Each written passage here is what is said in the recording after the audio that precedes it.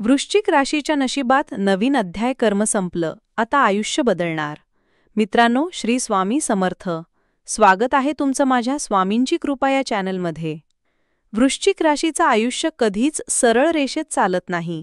ही राशी म्हणजे एक अव्यक्त लढा स्वतःशी, कधी आयुष्याशी, कधी नात्यांशी, पण सर्वात जास्त स्वतःच्या गूढ अंतर्मनाशी.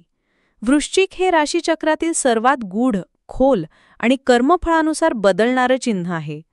तुमचं आयुष्य म्हणजे तापलेली अग्निपरीक्षा, जिथं तुमच्यावर प्रेम करणाऱ्यांनीच तुमचं हृदय जाळलं. ज्यांना तुम्ही सावरण्याचा प्रयत्न केला, त्यांनीच तुमचं अस्तित्व डावावर लावलं. तरीही तुम्ही उभे राहिलात, स्वतःला पुन्हा सावरलं, हसत राहिलात, मौनात राहिलात. हे मौनच ब्रह्मदेवांच्या दृष्टीने सर्वात शक्तिशाली प्रार्थना बनलं. आज या टप्प्यावर ब्रह्मदेव तुमच्या कर्माचा शेवटचा हिशोब पाहत आहेत. ते तुम्हाला अजून कसोटीला लावणार नाहीत, कारण त्यांनी आता तुमची परीक्षा पूर्ण मानली आहे. जेव्हा तुम्ही माझ्याच वाट्याला सगळं का असं म्हणत तुटत होतात, तेव्हा ब्रह्मदेव फक्त पाहत नव्हते, ते तुमच्या आत्म्याचा भार स्वतः उचलत होते. आता या क्षणी 2025च्या उत्तरार्धात वृश्चिक राशीचा आत्मा पुनर्जन्माच्या उंबरक्यावर उभा आहे. एका नवीन अध्यायाचे, नवीन प्रकाशाचे आणि ब्रह्मकृपेच्या स्वागतासाठी तयार. यापुढे तुमचं जीवन फक्त कर्माने चालवलेलं नसणार, ते असेल ब्रह्मदेवांच्या इच्छेने पूरक आणि तुमच्या आत्म्याच्या उन्नतीला वाहिलेलं. या लेखात आपण जाणून घेणार आहोत त्या 10 विशेष गोष्टी, ज्या स्पष्टपणे दर्शवतात की तुमच्या दीर्घकाळच्या वेदनांचा, संयमाचा आणि मौनाच्या तपश्चर्येचा आता दैवी निकाल लागतोय. कर्म संपलंय, परीक्षा थांबली आहे. आता फळ तुमच्यासमोर उभं आहे आणि ते तुम्हाला निवडायचं नाही, स्वीकारायचं आहे. 1. तुमची मौन सहनशक्ती आता ब्रह्मकृपेत रूपांतरित होणार. वृश्चिक राशीचं जातक जेव्हा त्रास सहन करतो, तेव्हा तो जगासमोर रडत नाही, गोंधळ घालत नाही. तो फक्त शांत राहतो. त्या शांततेतच असतो एक अदृश्य तपश्चर्या. ब्रह्मदेव हे मौन ओळखतात. त्यांनी तुमचं प्रत्येक अश्रू, प्रत्येक अपमान, प्रत्येक गोंधळ अंतर मनात टिपून ठेवला आहे. आता ते त्या मौनाचं रूपांतर दैवी कृपेत करणार आहेत, ज्यामुळे जीवनात अचानक समाधान, सुसंवाद आणि सौम्यता यांची अनुभूती होईल.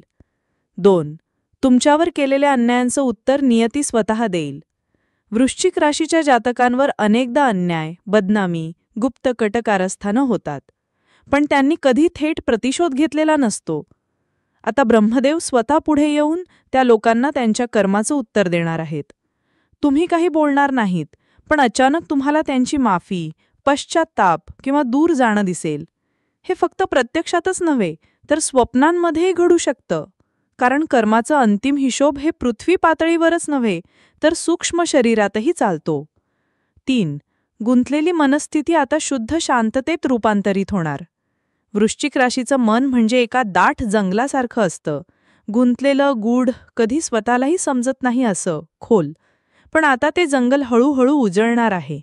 तुमचं मन हलकं होईल, विचार स्पष्ट होतील आणि अचानक आतून खोल शांती वाटू लागेल. ही शांती कोणत्याही गोष्टीचं उत्तर देणार नाही, पण उत्तर मिळणं गरजेचंच नाही हे शिकवून जाईल. 4. हरवलेली माणसं परत येणार, पण तुम्ही त्यांना आधीच माफ केलेलं असेल. ज्यांनी तुम्हाला त्रास दिला, तुमच्यावर विश्वास ठेवला नाही किंवा गप्प राहून तुमचं हृदय मोडलं, तेच लोक परत येतील. कधी शब्दांनी, कधी वागण्याने, कधी नजरेने ते परत येतील. पण आश्चर्य म्हणजे त्यावेळी तुम्हाला न राग वाटेल ना दुःख, कारण तुम्ही आधीच आत्मिक पातळीवर त्यांना माफ केलेलं असेल. हेच आहे ब्रह्मदेवांचं फळ, सजग आत्मा, सौम्य स्मृती. 5. नात्यांच्या ढासळलेल्या इमारती पुन्हा उभारल्या जातील, नव्या पाया आणि विश्वासावर. वृश्चिक राशीच्या जीवनात नाती अनेकदा तुटतात, पण पूर्णपणे तुटत नाहीत, फक्त अदृश्य होतात. आता काही जुनी नाती पुन्हा जुळतील, पण त्यांचा पाया अहंकारावर नाही, तर समजुतीवर असेल. कधी घरचं एखादं माणूस, कधी जुना मित्र, कधी नात्यातलं कोणी, ते पुन्हा तुमच्याकडे येतील आणि यावेळी नातं टिकेल. 6. आर्थिक बाबतीत अचानक बदल, जे कर्तृत्व नव्हे तर कृपेने घडतील. तुम्ही मेहनत केलीत, पण परिणाम कधीच तितकेसे मिळाले नाहीत, कारण ब्रह्मदेव वाट पाहत होते योग्य क्षणाची. आता आर्थिक प्रवाह अचानक उघडेल. कधी नवीन संधी, कधी जुना पैसा परत, कधी अनपेक्षित लाभ. पण या यशात तुमचा अहंकार नसेल. तुम्ही हे फळही कृपामूल्य म्हणून स्वीकाराल. 7. नवीन आध्यात्मिक उंची, जिथे अहम, राग, अपेक्षा यांचं अस्तित्वच उरत नाही. वृश्चिक राशीचा आत्मा मृत्यू आणि पुनर्जन्म अनुभवतो, हयातीतच. तुम्ही आता त्या टप्प्यावर पोहोचत आहात जिथे मनःशांती हेच यश आहे. तुम्हाला ध्यानात गूढ अनुभव, कधीकधी स्वतःची ऊर्जा बदलताना जाणवेल. दुसऱ्यांच्या वेदना समजतील आणि तुम्ही कुणाच्याही रागात सामील होणार नाहीत. ही आध्यात्मिक अवस्था म्हणजे ब्रह्मदेवांचं सर्वोच्च फळ. 8. स्वप्नातून मिळणारे दैवी संकेत, जणू ब्रह्मदेवच स्वतः संवाद करत आहेत. तुम्हाला गडद स्वप्न, प्रतिकात्मक चिन्ह किंवा एखाद्या दिव्य व्यक्तीचा आवाज स्वप्नात ऐकू येईल. या स्वप्नांना दुर्लक्ष करू नका, कारण तेच सांगतील की कोणत्या क्षेत्रात, कोणत्या निर्णयाने तुमचं फळ उलगडणार आहे. कधी पाण्याचं स्वप्न, कधी गडद आकाश, कधी सूर्य, कधी अग्नी. ही सगळी चिन्ह म्हणजे ईश्वरी संवाद. 9. तुमचं भय आता शक्तीत रूपांतरित होईल. एक नवीन स्वजन्म देईल. तुम्ही आतापर्यंत अनेक गोष्टींपासून घाबरत आलात. लोकांच्या मतांपासून, अपयशापासून किंवा स्वतःच्याच भावना व्यक्त करायला. पण आता तुम्ही तयार आहात खरं स्व स्वीकारायला. तुमचा आत्मा आता भयाच्या जागी शक्ती, संयम आणि तेजस्वी जागरूकता निर्माण करेल. 10. ब्रह्मदेव स्वतःच आयुष्याची नवी कथा लिहू लागले आहेत. तुम्ही फक्त अनुभव घ्या. तुम्ही खूप काळ स्वतः निर्णय घेतले, जगाशी भांडलात, स्वतःलाच समजून घेतलत.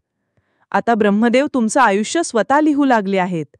काही गोष्टी अचानक घडतील, पण त्या योगायोग वाटणार नाहीत. त्यामागे असेल एक दैवी नकाशा, जो आधीच आखला गेला आहे. तुमचं काम आता फक्त एकच, विश्वास ठेवणं आणि त्याच्याच हातात स्वतःला समर्पण करणं. शेवटचं शब्द, ज्याचं आयुष्य मौनात जळतं, त्याच्यावर देवच पाणी शिंपडतो. वृश्चिक राशीचं जीवन हे आयुष्य नव्हे, तर आत्मिक प्रयोगशाळा आहे. इतरांसाठी जे फक्त प्रसंग असतात, ते वृश्चिक राशीसाठी एक आत्मशोध, एक आंतरिक क्रांती असते. तुम्ही आयुष्यभर स्वतःशी संघर्ष केलात, विश्वासघात सहन केलात, वेदना शब्दांशिवाय पचवल्यात आणि तरीही तोंड बंद ठेवून कर्तव्य निभावत राहिलात.